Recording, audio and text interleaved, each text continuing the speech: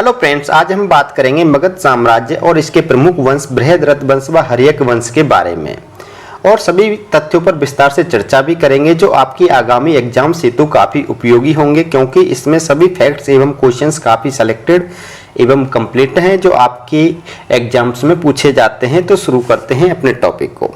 देखिए फ्रेंड, आज की इस टॉपिक में हम बात करेंगे मगध साम्राज्य के बारे में कि मगध साम्राज्य का उदय कैसे हुआ, इसकी प्रतिष्ठा कैसे बढ़ी और मगध साम्राज्य बाकी के जो 16 महाजनपद थे उन सभी 16 महाजनपदों में से सबसे आगे कैसे बढ़ा।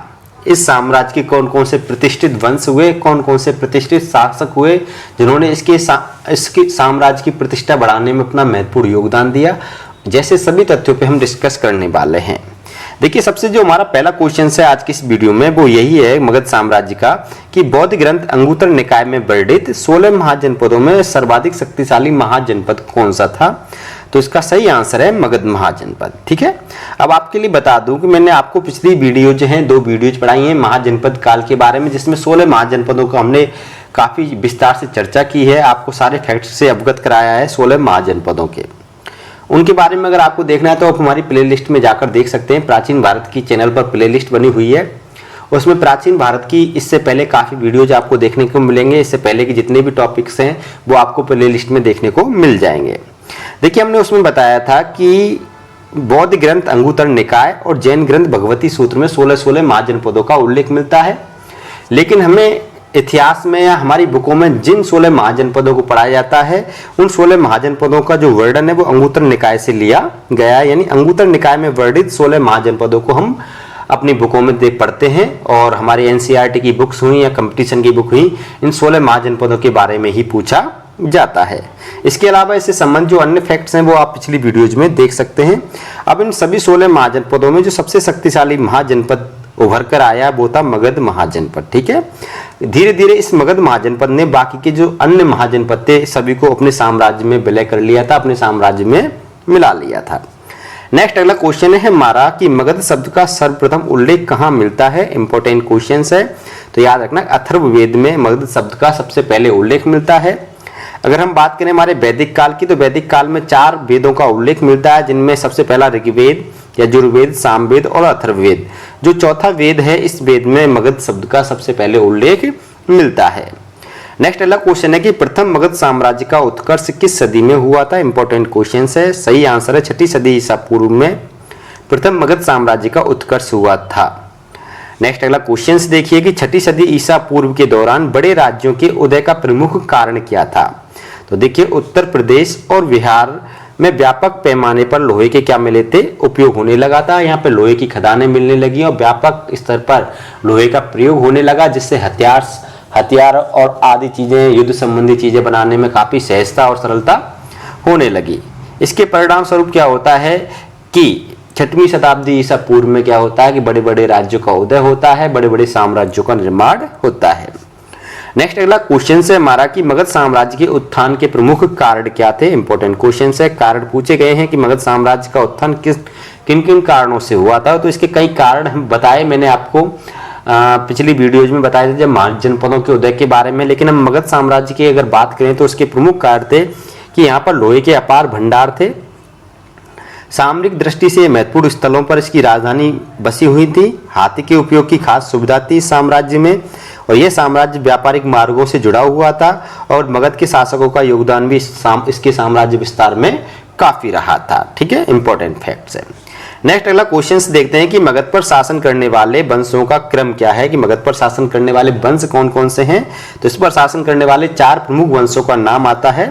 पहला है बृहद्रथ वंश, दूसरा है हर्यक वंश, तीसरा है शिशुनाग वंश और चौथा है नंद वंश। ठीक है, इसके बाद में मगध साम्राज्य की बागडोर संभाली थी मौर्य वंश ने। मौर्य वंश के शासक चंद्रगुप्त मौर्य ने मगध साम्राज्य में मौर्य वंश की स्थापना की और इस साम्राज्य को बढ़ाया था। नेक्स्ट अगला क्वेश्चन है हमारा कि मगध साम्राज्य की राजधानियां थी। मगध साम्राज्य की राजधानियां कौन कौन सी थी। तो याद रखना है कि मगध साम्राज्य की 3 राजधानियां थी, जिनमें पहली राजधानी आती है राजगृह, दूसरी होती है पाटलिपुत्र और तीसरी राजधानी है वैशाली। ठीक है, राजगृह को गिरिव्रज के नाम से भी जानते हैं। ये बात याद रखना है कि राजगृह का जो पहला नाम था, प्राचीन नाम था, वो गिरिव्रज था और ये राजगृह मगध साम्राज्य की राजधानी बिंबिसार और अजातशत्रु के समय रही थी। ठीक है, अजातशत्रु के पुत्र हुए थे उदयन, और उदयन ने पाटलिपुत्र नगर की स्थापना की थी और मगध साम्राज्य की राजधानी किसको बनाया था? पाटलिपुत्र को बनाया था। उसके बाद में क्या होता है कि हर्यक वंश के बाद में मगध साम्राज्य पर शिशुनाग वंश की क्या होती स्थापना होती है, ठीक है। और शिशुनाग वंश की स्थापना होने के समय शिशुनाग ने वैशाली को क्या बनाया था? मगध साम्राज्य की राजधानी बनाया था। ये बात आपको याद रखनी है। बात करते हैं नेक्स्ट अगले क्वेश्चंस की। अगले क्वेश्चंस में हम आपको बता दें कि अभी हमने आपको बताया था कि मगध साम्राज्य की 3 राजधानियां थी, जिनमें राजगृह, पाटलिपुत्र और वैशाली। इनके बारे में मैं आपको बता देता हूं। राजगृह से संबंधित कुछ इंपॉर्टेंट फैक्ट्स कौन कौन से हैं उनको आप देख लीजिए। देखिए, राजगृह का जो प्राचीनतम नाम है वो गिरिव्रज, राजगीर और राजगाह है, जिसका तात्पर्य होता है राजाओं का घर, ठीक है। राजगृह राजधानी को बिंबिसार के द्वारा बसाया गया था और जो ये राजधानी 5 पहाड़ियों से घिरी हुई है, जिनके नाम है बैरहा, बरहा, वृषभ, ऋषिगिरी, चैत्यक आदि, ठीक है। इन 5 पहाड़ियों से राजगृह घिरा हुआ है और इस राजधानी को किसने बसाया था? बिंबिसार ने, क्योंकि इससे पहले इसकी राजधानी का जो नाम था वो क्या था? गिरिव्रज था। राजगृह के जो वास्तुकार थे वो महागोविंद थे। महाभारत में से बृहद्रथपुर और मागधपुर कहा गया है और रामायण में से वसुमती कहा गया है। ये बात भी याद रखनी है, इंपॉर्टेंट क्वेश्चन है कि राजगृह के वास्तुकार कौन थे? महागोविंद। महाभारत में राजगृह को क्या कहा गया? मागधपुर और बृहद्रथपुर कहा गया है। रामायण में वसुमती किसे कहा गया है? राजगृह को कहा गया है। नेक्स्ट अगले पॉइंट्स में देखिए कि बौद्ध ग्रंथों में इसे बिंबिसारपुरी कहा गया है, किसको? राजगृह को। और चीनी यात्री हिनसांग ने राजगृह को क्या कहा है? कुशाग्रपुर कहा है। वेरी इंपॉर्टेंट है, पूछा जाता है कि कुशाग्रपुर किसका प्राचीन नाम था या कुशाग्रपुर किसका अन्य नाम था? तो राजगृह का अन्य नाम था। इंपॉर्टेंट फैक्ट्स हैं, मैंने सभी फैक्ट्स आपको बता दिए। बात करते हैं पाटलिपुत्र की। तो देखिए, जैन ग्रंथ परिशिष्ट परिवन के अनुसार हर्यक वंश के शासक हुए थे उदयन। उन्होंने अपने शासनकाल के 5वें वर्ष में गंगा व सोन नदियों के संगम पर, ये नदियां विशेष रूप से याद रखना कि किन कौन सी नदियां हैं? गंगा व सोन नदियां हैं। इनके संगम पर नई राजधानी पाटलिपुत्र का क्या करवाया था? निर्माण करवाया था। पॉइंट यहां तक क्लियर। फिर उसके बाद में से अपनी राजधानी बनाया था, ठीक है, याद रखना है। तो देखिए, गार्गी संहिता व वायु पुराण में पाटलिपुत्र को क्या कहा गया है? कुसुमपुर कहा गया है। इसके अलावा पाटलिपुत्र को कुसुम ध्वज और पुष्पपुर के नाम से भी जाना जाता है। इंपॉर्टेंट क्वेश्चन है कि पाटलिपुत्र के संस्थापक कौन थे? उदयन थे। और किन नदियों के संगम पर यह शहर बसाया गया? गंगा व सोन नदियों के संगम पर बसाया गया था।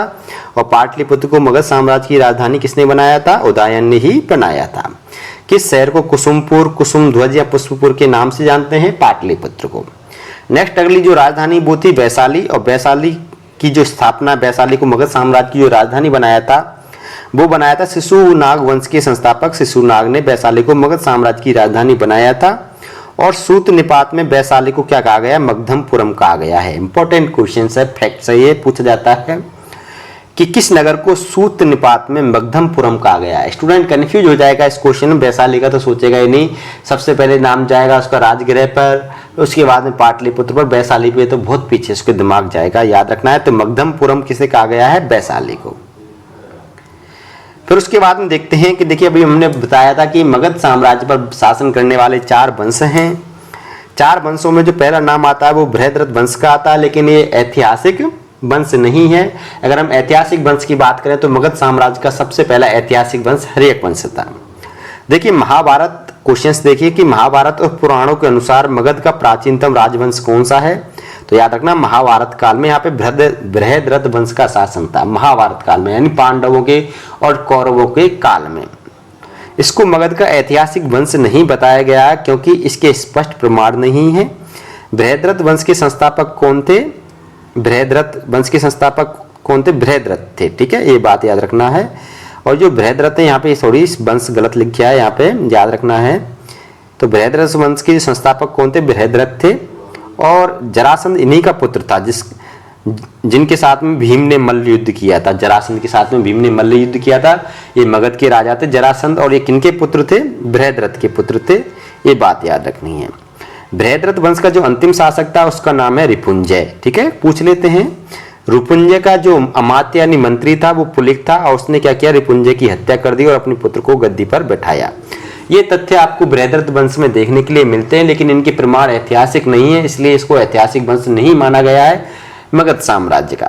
मगध साम्राज्य का जो प्रथम ऐतिहासिक वंश था वो था हर्यक वंश। ठीक है, अब बात करते हैं हर्यक वंश की। तो हर्यक वंश का जो कार्यकाल था मगध साम्राज्य पर वो 544 ईसा पूर्व से 412 ईसा पूर्व तक मगध साम्राज्य पर हर्यक वंश का शासन था। इसका कार्यकाल आपको याद रखना है। ठीक है, तो मगध के इतिहास का जो वास्तविक आरंभ है वो हर्यक वंश के साथ होता है।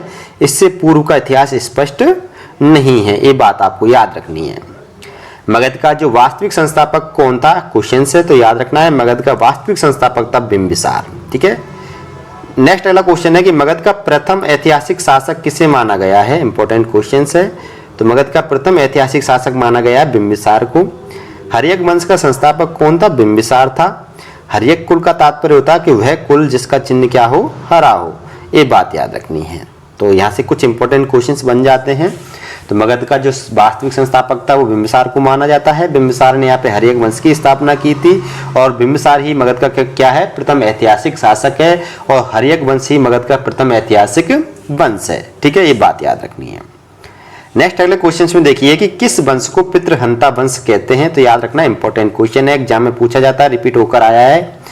तो याद रखना है हर्यक वंश को क्या कहा गया, पितृहंता वंश कहा गया है इतिहास में, क्योंकि इसके हर परवर्तीकालीन शासक ने क्या किया था, अपने पूर्ववर्ती पिता की हत्या कर सत्ता प्राप्त की थी। ठीक है, इन्होंने क्या किया कि अपने पिता की हत्या करने के बाद में ये राजा बने थे। तो याद रखना बिंबिसार की हत्या उसके पुत्र अजातशत्रु ने की थी। अजातशत्रु की हत्या उसके पुत्र उदयन ने की थी। उदयन की हत्या भी उसके पुत्र ने की थी, लेकिन कई कई जगह पर उदयन की हत्या का कारण और कुछ बनाते हैं कि किसी व्यक्ति, अनजान व्यक्ति ने उसके गले में छुरा घोंप दिया था।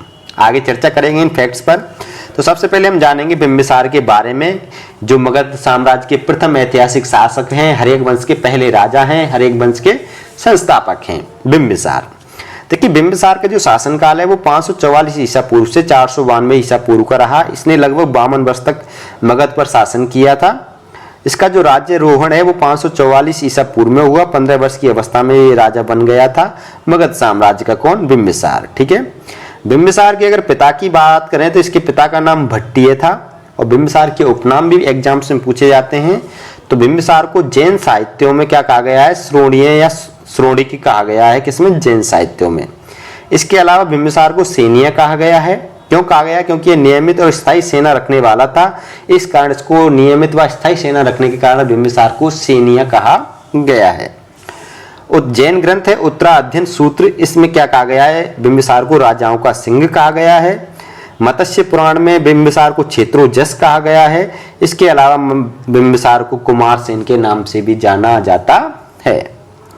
फैक्ट्स में अगर देखें कि D.R. भंडारकर के अनुसार बिंबिसार प्रारंभ में लिच्छवियों यानी वज्जी संघ का क्या था, सेनापति था और अंततः उसने स्वयं को क्या कर लिया था, मगध का सम्राट बना लिया था। ये भी चीज याद रखनी है कि बिंबिसार प्रारंभ में किन के यहाँ सेवा करता था या किन का सेनापति था, तो लिच्छवियों का सेनापति था और ये वज्जी संघ में क्या था, एक सेनापति के तौर पर कार्यरत था। किसके अनुसार, D.R. भंडारकर के अनुसार। नेक्स्ट अगला क्वेश्चन से देखिए कि बुद्ध घोष ग्रंथ के अनुसार बिंबिसार के साम्राज्य में कुल कितने गांव थे। इंपॉर्टेंट क्वेश्चन है। तो बिंबिसार के साम्राज्य में कुल 80,000 गांव थे बुद्ध घोष ग्रंथ के अनुसार। और बिंबिसार का जो साम्राज्य है वो 300 योजन तक फैला हुआ था, जिसे उसके पुत्र अजातशत्रु ने 500 योजन तक बढ़ाया था। नेक्स्ट अगला क्वेश्चन है कि बिंबिसार ने अपने साम्राज्य के विस्तार हेतु कौन सी नीतियों का अनुसरण किया। तो याद रखना इसने 3 नीतियां अपनाई थी अपने साम्राज्य के विस्तार हेतु, वैवाहिक नीति, कूटनीतिक या मैत्रिक नीति और आक्रामक नीति। इन 3 नीतियों के तहत इसने अपने साम्राज्य का विस्तार किया। सबसे पहले किसी साम्राज्य के शासक की पुत्री के साथ अपना विवाह करता और उससे कुछ गांव दहेज के रूप में ले लेता था और वो उसके गांव साम्राज्य में प्लस हो जाते थे।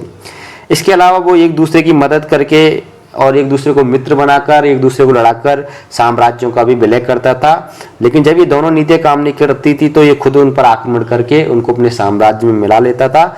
इस प्रकार इन 3 नीतियों के माध्यम से बिंबिसार ने अपने साम्राज्य का विस्तार किया। इसके साम्राज्य में गांवों की संख्या कितनी थी, 80,000 थी और उसके साम्राज्य का विस्तार 300 योजन तक फैला हुआ था। नेक्स्ट अगला क्वेश्चन है कि किस बौद्ध ग्रंथ के अनुसार बिंबिसार की 500 पत्नियां थी। इंपॉर्टेंट क्वेश्चन है। तो बौद्ध ग्रंथ महावग्ग के अनुसार बिंबिसार की कितनी पत्नियां थी, 500 पत्नियां थी। नेक्स्ट अगला क्वेश्चन देखिए कि प्राचीन भारतीय इतिहास के कौन से विभाग में दहेज का प्रथम ऐतिहासिक साक्ष्य देखने को मिलता है। इंपॉर्टेंट क्वेश्चन है। दहेज का प्रथम ऐतिहासिक साक्ष्य कहाँ देखने को मिलता है? तो याद रखना है बिंबिसार और महाकोसला देवी के विवाह में दहेज का प्रथम ऐतिहासिक साक्ष्य आपको देखने को मिलेगा कि देखिए बिंबिसार ने कौशल महाजनपद के साथ में क्या किया था। कौशल महाजनपद है, इसके साथ में दोहरा वैवाहिक संबंध स्थापित किया। धम्मपद टीका के अनुसार उसने अपनी बहन की शादी प्रसेनजीत के साथ की और प्रसेनजीत की बहन और कौशल नरेश महाकौशल की पुत्री महाकोसला देवी के साथ में स्वयं ने शादी की और कौशल नरेश ने उसे 1 लाख कारसापड़ की आय वाली काशी को दहेज के रूप में प्रदान किया। यानी नहान चुनमुन के या स्नान चूड़ियां और यौतुक या दहेज के रूप में काशी को प्रदान किया था। किसने? काशी इसको दहेज के रूप में मिला था। किसको? बिंबिसार को। किससे विवाह करने पर? महाकोसला देवी से विवाह करने पर। महाकोसला देवी कौशल महाजनपद की क्या थी? राजकुमारी थी और महाकौशल की पुत्री थी और प्रसेनजीत की कौन थी? बहन थी। ये बात याद रखनी है। नेक्स्ट अगला क्वेश्चन देखिए कि बिंबिसार की मुख्य पत्नियां कौन कौन सी थी? तो याद रखना बिंबिसार की वैसे तो 500 पत्नियां बताई गई हैं बौद्ध ग्रंथ महाभग्ग में, लेकिन इसकी 4 मुख्य रानियां थी, जिनमें सबसे पहला नाम आता है महाकौशला देवी का, जो कौशल नरेश प्रसेनजीत की बहन थी। दूसरी रानी थी इनकी चेलन्ना, जिसको छलना के नाम से भी जानते हैं, जो लिच्छवी नरेश चेटक की पुत्री थी। तीसरा नाम आता है खेमा या छेमा का, जो मद्रयानी पंजाब देश की क्या थी? राजकुमारी थी। और यही छेमा या खेमा क्या थी? बिंबिसार की पटरानी भी थी, मुख्य रानी थी, सबसे बड़ी रानी थी। ठीक है, पटरानी जो राजा के साथ सिंहासन पर बैठती है। और चौथी रानी थी वैदेही बासवी। ठीक है, ये क्या थी? बिंबिसार की मुख्य पत्नियां थी। नेक्स्ट अगला क्वेश्चन देखिए कि अवंती के शासक चंडवृतोत जब पीलिया रोग यानी पांडु रोग से ग्रसित हो गए, तब बिंबिसार ने उनकी चिकित्सा के लिए किसे भेजा था? तो याद रखना है जीवक को भेजा था। और यहीं पर इन्होंने अपनी कूटनीति का प्रयोग करके इसको अपना मित्र बना लिया था, अवंती के शासक चंडप्रदोत को। ठीक है, ये इंपॉर्टेंट क्वेश्चन है, एग्जाम में पूछा जाता है, कई बार आ चुका है, स्टार लगा लीजिएगा। अब याद रखना कि जीवक कौन था। इस जीवक के बारे में देखिए, ये जीवक क्या था कि राजवैद्य था किसका? बिंबिसार का। तो याद बता दें कि राजवैद्य जीवक राजगृह की प्रसिद्ध गणिका यानी वेश्या, गणिका को वेश्या भी कहते हैं, तो प्रसिद्ध गणिका थी सालवती, इसका पुत्र था। लोक लज्जावश इसकी माता ने क्या कर दिया था? इसका परित्याग कर दिया था। और बिंबिसार के जो पुत्र थे अभय ने इसका क्या किया? लालन पालन किया, इसका पालन पोषण किया। और तक्षशिला विश्वविद्यालय में इसने आयुर्वेद शास्त्र की कौमार भृत शाखा में विशेष निपुणता प्राप्त की थी। किसने? जीवक ने। याद रखना है। नेक्स्ट अगला क्वेश्चन देखिए कि बिंबिसार ने आक्रामक नीति के अंतर्गत किस महाजनपद को मगध साम्राज्य में मिलाया था? तो याद रखना है आक्रामक नीति के अंतर्गत इसने अंग महाजनपद को मगध साम्राज्य में मिलाया था। तो बिंबिसार ने क्या किया था? अंग महाजनपद के शासक ब्रह्मदत्त पर आक्रमण किया और इसको मारकर इसके साम्राज्य को मगध साम्राज्य में मिला लिया था। नेक्स्ट वाला क्वेश्चन है कि किस शासक ने राजगृह में बेडू वन उद्यान यानी बांसवाड़ी का निर्माण करवाया था? तो याद रखना है बिंबिसार ने करवाया था और बाद में से बौद्ध विद्वानों को यानी बौद्ध भिक्षुओं को क्या कर दिया था? दान में दे दिया था। बेडूवन उद्यान को किसने राजगृह में इसका निर्माण करवाया था? किसने? बिंबिसार ने। इंपॉर्टेंट क्वेश्चन है। नेक्स्ट अगला क्वेश्चन देखिए कि भारतीय नरेशों में किसने सर्वप्रथम योग्य प्रशासक की आवश्यकता पर बल दिया था? तो भारतीय नरेशों में सबसे पहले योग्य प्रशासक की आवश्यकता पर बल देने वाले शासक थे बिंबिसार। नेक्स्ट अगला क्वेश्चन है कि मगध के किस शासक ने 50,000 ग्राम भोजकों की एक सभा बुलाई थी? इंपॉर्टेंट क्वेश्चन है। तो बिंबिसार ने बुलाई थी। और ग्राम भोजक का तात्पर्य होता है गांव के मुखिया, यानी 50,000 गांव के मुखियाओं की एक सभा बुलाई थी बिंबिसार ने। नेक्स्ट अगला क्वेश्चन है कि अजातशत्रु ने अपने पिता बिंबिसार की हत्या किसकी? बिंबिसार की हत्या किसके भड़काने पर की थी? तो याद रखना महात्मा बुद्ध के चचेरे भाई देवव्रत के भड़काने पर अजातशत्रु ने अपने पिता बिंबिसार की हत्या कर दी। और दूसरा कारण यह था कि बिंबिसार काफी समय से क्या कर रहा था? मगध पर शासन कर रहा था। उसको शासन करते हुए 52 वर्ष हो गए। उसके शासन से अधीर होकर अजातशत्रु ने बिंबिसार की हत्या कर दी थी। इसी कारण इस वंश का नाम पितृहंता वंश पड़ा था, क्योंकि अजातशत्रु की भी हत्या इसी के पुत्र उदयन ने की थी। ये बात भी याद रखना है। तो याद रखना महात्मा बुद्ध के चचेरे भाई देवव्रत के कहने पर इसने अपने भड़काने पर अपने पिता की हत्या कर दी, लेकिन इसका पश्चाताप बाद में इसने महात्मा बुद्ध के सामने भी किया था अजातशत्रु ने। नेक्स्ट अगला क्वेश्चन आता है हमारा अजातशत्रु यानी बिंबिसार के बाद में जो राजा हुए वो अजातशत्रु हुए। इनका जो शासन काल था वो 492 ईसा पूर्व से 460 ईसा पूर्व था। इनके पिता का नाम बिंबिसार था, माता का नाम खेमा या छेमा था। और इनका जो राज सिंहासन राज्यरोहण है वो 492 ईसा पूर्व में हुआ था। जो इनका उपनाम है, इनके किन किन नामों से जाना जाता है, तो इतिहास में इनको कुड़िक्की के नाम से जाना जाता है, अशोक चंड के नाम से जाना जाता है और देवानाम पिय के नाम से जाना जाता है। औपपतीय सूत्र में इनको देवानाम पिय कहा गया है, ये बात भी याद रखनी है। इसके अलावा मौर्य वंश के शासक अशोक ने भी देवानाम पिय की उपाधि धारण की थी।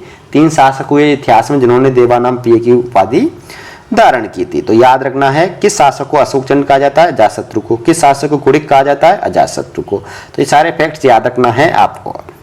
नेक्स्ट अगले क्वेश्चन में देखते हैं कि अपने पिता बिंबिसार के शासनकाल में अजातशत्रु कहाँ का उपराजा था। उस समय उपराजा को मांडलिक कहते थे। क्या कहते थे? मांडलिक कहते थे, मांडलिक। ये बात याद रखनी है। तो ये कहाँ के मांडलिक थे? चंपा के मांडलिक थे, चंपा के उपराजा थे, गवर्नर थे अपने पिता बिंबिसार के शासनकाल में अजातशत्रु। नेक्स्ट अगला क्वेश्चन आता है कि मगध के किस शासक ने राजगृह की किलेबंदी करवाई थी। तो याद रखना है, राजगृह की किलेबंदी करवाने वाले शासक थे अजातशत्रु। नेक्स्ट अगला क्वेश्चन है कि पाटलिग्राम जो परवर्ती काल में पाटलिपुत्र नगर बन गया का प्रारंभ में दुर्गीकरण किसने करवाया था। तो याद रखना है, प्रारंभ में दुर्गीकरण करवाया था पाटलिपुत्र का अजातशत्रु ने, और इस बात की जानकारी मध्यम निकाय में मिलती है। नेक्स्ट अगला क्वेश्चन देखिए कि प्रसेनजीत की पुत्री वाजिरा से किसने विवाह किया था। तो अजातशत्रु ने किया था। याद रखना है कि जब बिंबिसार की मृत्यु हो गई, बिंबिसार की मृत्यु के बाद में महाकोसला की भी मृत्यु हो गई, तो महाकोसला के भाई प्रसेनजीत ने काशी को वापस दोबारा प्राप्त करने के लिए अजातशत्रु पर क्या कर दिया? आक्रमण कर दिया। दोनों में युद्ध हुआ, फलस्वरूप संधि हुई दोनों के बीच में, और संधि के फलस्वरूप प्रसेनजीत की पुत्री वाजिरा से अजातशत्रु को विवाह करना पड़ा।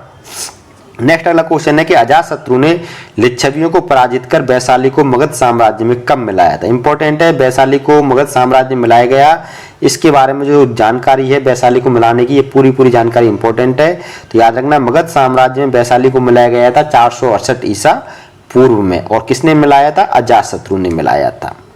नेक्स्ट अगला क्वेश्चन देखिए कि वैशाली के शासक चेटक के विरुद्ध अजातशत्रु के युद्ध में के क्रम में अजातशत्रु के मंत्री वस्यकार ने बुद्ध से कहाँ भेंट की थी। तो राजगृह के गृध्र युद्ध पर्वत पर महात्मा बुद्ध से भेंट की थी। तो याद रखना कि जब वैशाली के लिच्छवियों को हराने का निर्णय लिया था किसने? अजातशत्रु ने। तो ये उनको पराजित नहीं कर पा रहा था, क्योंकि महात्मा बुद्ध ने उनको वरदान दे रखा था कि जब तक वैशाली की लिच्छवियों में एकता बनी रहेगी तब तक उन्हें कोई भी पराजित नहीं कर पाएगा। तो इस बात की जानकारी उन्होंने वस्यकार के माध्यम से महात्मा बुद्ध से प्राप्त की, और वस्यकार और सुनीद नामक 2 मंत्रियों को उन्होंने वैशाली में भेजा और उनमें आपस में फूट डलवा दी। किसने? अजातशत्रु ने। फलस्वरूप उन पर आक्रमण किया गया और वैशाली के लिच्छवी युद्ध में हार गए, और हारने के पश्चात वैशाली को मगध साम्राज्य में मिला लिया गया। इस युद्ध के कई कारण बताए गए हैं जैन ग्रंथ में और बौद्ध ग्रंथों में। ठीक है, कई कहानियां हैं, उनके बारे में बाद में डिस्कस कभी करेंगे। नेक्स्ट अगला क्वेश्चन है, वैशाली की लिच्छवियों को युद्ध में हराने हेतु अजातशत्रु ने किन आधुनिक हथियारों का प्रयोग किया था। तो याद रखना, महाशिलाकंटक और रथमूसल नामक आधुनिक हथियारों का प्रयोग किया था वैशाली की लिच्छवियों को हराने के लिए अजातशत्रु ने। यही हथियार आपको बाहुबली मूवी में देखने को मिलते हैं। आपने रथ देखा होगा तलवारों वाला, और एक पत्थर फेंकने वाला यंत्र देखा होगा। तो ये जो रथमूसल था ये पत्थर फेंकने, महाशिलाकंटक था ये पत्थर फेंकने वाला यंत्र था, और जो रथमूसल है ये क्या था? इसमें चारों तरफ गदाएं बंधी हुई थी, और ये उस टाइप का रथ था जो बाहुबली में आपने देखा होगा, बल्लाल देव के पास था। ये दोनों जो बाहुबली मूवी में जो 2 आधुनिक हथियार दिखाए गए हैं वो इसी युद्ध से प्रेरित हैं, याद रखना है। इस युद्ध में ही सबसे पहले इन आधुनिक हथियारों का प्रयोग किया था अजातशत्रु ने। नेक्स्ट अगला क्वेश्चन देखिए कि किस शासक ने कहा था कि मैं बज्जियों का उन्मूलन कर दूंगा चाहे वे कितने ही ताकतवर क्यों ना हो। बज्जी संघ, बज्जी संघ के शासक कौन थे? तो याद रखना, लिच्छवी थे। तो उन्होंने बज्जियों को उन्मूलन करने को किसने कहा था? अजातशत्रु ने ही कहा था। नेक्स्ट अगला क्वेश्चन देखिए कि मगध का पहला शासक कौन था जिसने पाटलिपुत्र के महत्व को समझा था। तो इसका सही आंसर है अजातशत्रु ने। नेक्स्ट अगला क्वेश्चन देखिए, किस शासक के काल में 3 महान उपदेशकों महात्मा बुद्ध, महावीर स्वामी और मक्खली गोसाल ने निर्वाण प्राप्त किया था। तो याद रखना, इंपॉर्टेंट क्वेश्चन है अजातशत्रु के। देखिए, महात्मा बुद्ध बौद्ध धर्म के संस्थापक थे, महावीर स्वामी जैन धर्म के संस्थापक थे, और मक्खली गोसाल आजीवक संप्रदाय के कौन थे? संस्थापक थे। इन तीनों महान उपदेशकों की जो मृत्यु है, जो निर्वाण है, वो अजातशत्रु के शासनकाल में हुआ था। ठीक है, ये बात याद रखनी है। अजातशत्रु के शासनकाल के कौन से वर्ष में महात्मा बुद्ध ने महानिर्वाण प्राप्त किया था? तो याद रखना है, महात्मा बुद्ध की मृत्यु की घटना को बौद्ध साहित्य में महापरिनिर्वाण कहा गया है और महात्मा बुद्ध का महापरिनिर्वाण अजातशत्रु के शासनकाल के 8वें वर्ष में हुआ था। नेक्स्ट अगला क्वेश्चन है कि किस शासक ने महात्मा बुद्ध के भग्नावशेषों पर राजगृह में एक स्तूप का निर्माण करवाया था, एक स्तूप बनवाया था। इनके दाह संस्कार, इनके मृत्यु के महापरिनिर्वाण के बाद में इनके शरीर अवशेषों को लेकर 8 राजाओं में युद्ध हुआ था। उन 8 राजाओं में अजातशत्रु भी शामिल था। बाद में इनके शरीर भग्नावशेषों को 8 हिस्सों में बांटा गया और 8 जगह 8 स्तूप बनाए गए। उनमें से एक स्तूप बनाया था राजगृह में, किसने? अजातशत्रु ने। ये बात भी आपको याद रखनी है। नेक्स्ट अगला क्वेश्चन है कि किस शासक के काल में प्रथम बौद्ध महासंगीति को आयोजित किया गया था? तो याद रखना है, अजातशत्रु के शासनकाल में प्रथम बौद्ध महासंगीति हुई थी और राजगृह की सप्तपर्णी गुफा में इस बौद्ध संगीति का आयोजन किया गया था। ये भी फैक्ट्स इंपॉर्टेंट है, एग्जाम्स में पूछे जाते हैं। नेक्स्ट अगला क्वेश्चन देखिएगा कि क्षत्रिय वंशज होने के आधार पर किसने बुद्ध के अस्थि अवशेषों में हिस्सेदारी का दावा किया था? इंपॉर्टेंट क्वेश्चन है। तो बुद्ध के अस्थि अवशेषों में हिस्सेदारी का जो दावा किया था वो अजातशत्रु ने किया था। नेक्स्ट अगला क्वेश्चन है कि भगवान बुद्ध भी क्षत्रिय थे, मैं भी क्षत्रिय हूं, यह किसने कहा था? इंपॉर्टेंट क्वेश्चन है, अजातशत्रु ने कहा था। नेक्स्ट अगला क्वेश्चन है कि किसके काल में हर्यक वंश अपने उत्कर्ष पर पहुंचा था? तो इसका सही आंसर है अजातशत्रु के। नेक्स्ट अगला क्वेश्चन है कि अजातशत्रु को कुल कितने गढ़ राज्यों को नष्ट करने का श्रेय दिया जाता है? इंपॉर्टेंट क्वेश्चन है। तो 36 गढ़ राज्यों को, यानी अजातशत्रु ने मगध साम्राज्य में 36 गढ़ राज्यों को का विलय किया था, 36 गढ़ राज्यों को मिलाया था। नेक्स्ट अगला क्वेश्चन है कि अजातशत्रु की हत्या किसने की थी? इंपॉर्टेंट क्वेश्चन है। तो अजातशत्रु की हत्या की थी उदयन ने। किसने की थी? उदयन ने की थी। और ये उदयन कौन था? अजातशत्रु का ही पुत्र था।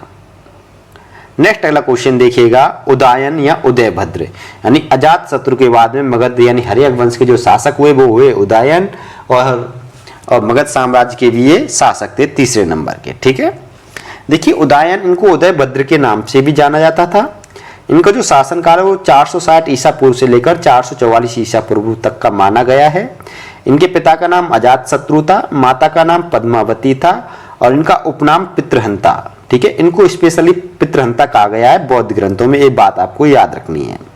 और धर्मात्मा, गार्गी संहिता में इनको धर्मात्मा कहा गया है। याद रखना है कि गार्गी संहिता में मगध के किस शासक को धर्मात्मा कहा गया है? तो याद रखना है उदयन को कहा गया है। नेक्स्ट अगला क्वेश्चन से देखिए कि अपने पिता के शासनकाल में उदयन कहाँ के उपराजा यानी मांडलिक थे? चंपा के। तो मैंने अभी बताया कि अजातशत्रु भी अपने पिता के शासनकाल में चंपा के उपराजा थे। इधर से उदयन भी अपने पिता अजातशत्रु के शासनकाल में कहाँ के मांडलिक थे? चंपा के। तो दोनों के लिए चंपा याद रखना है। ठीक है, याद। तो किस शासक ने, नेक्स्ट वाला क्वेश्चन है, किस शासक ने गंगा व सोन, ये 2 नदियां हैं, इनको याद रखना है।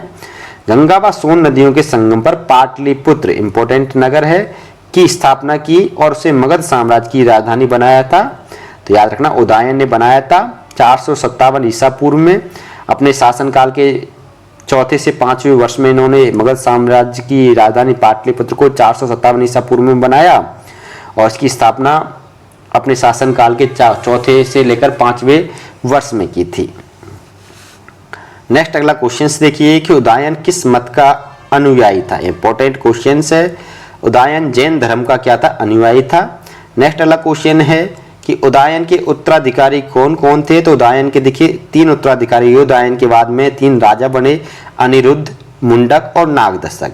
ये तीनों के तीनों क्या थे? उदयन के पुत्र थे। ठीक है, और नागदशक ने ऐसा बताते हैं कि उदयन की हत्या करवाई थी या की थी। नेक्स्ट अगला क्वेश्चन है कि हर्यक वंश के जो अंतिम शासक थे वो कौन थे? तो नागदशक थे। ठीक है, कौन थे? हर्यक वंश के अंतिम शासक नागदशक थे। ठीक है, पॉइंट क्लियर यहाँ तक। नेक्स्ट अगला क्वेश्चन देखिए कि अजातशत्रु के उत्तराधिकारी दर्शक का उल्लेख किस ग्रंथ में मिलता है? तो इंपॉर्टेंट क्वेश्चन है, कथा कोश में मिलता है। इसके अलावा स्वप्न वासवदत्ता ग्रंथ में मिलता है। तो दोस्तों ये थे हर्यक वंश से संबंधित सभी इंपॉर्टेंट जानकारियां, सभी फैक्ट्स हमने यहाँ पे कंप्लीटली ले लिए हैं। वीडियो पसंद आई होगी आपको, मैं आशा करता हूँ। वीडियो पसंद आई तो वीडियो को लाइक अवश्य कीजिएगा, जिससे मेरी वीडियोज को अच्छा इंगेज मिले दोस्तों, क्योंकि आप लाइक्स नहीं करते, शेयर्स भी नहीं करते, चैनल को सब्सक्राइब भी नहीं करते, ऐसा कीजिएगा, जिससे हमें कुछ अच्छा करने के लिए आपको कुछ सोचें हम और आगे भी वीडियो बनाने की सोचें। तो वीडियो पसंद आई तो वीडियो को लाइक करना, शेयर करना। आप हमारे चैनल पर नए हो, चैनल को सब्सक्राइब भी कर लीजिएगा, क्योंकि ऐसे कंटेंट मैं आपके लिए लाता रहूँगा और लाता रहता हूँ। तो फिर मिलूँगा नेक्स्ट अगली वीडियो में, तब तक के लिए अलविदा, बाय बाय।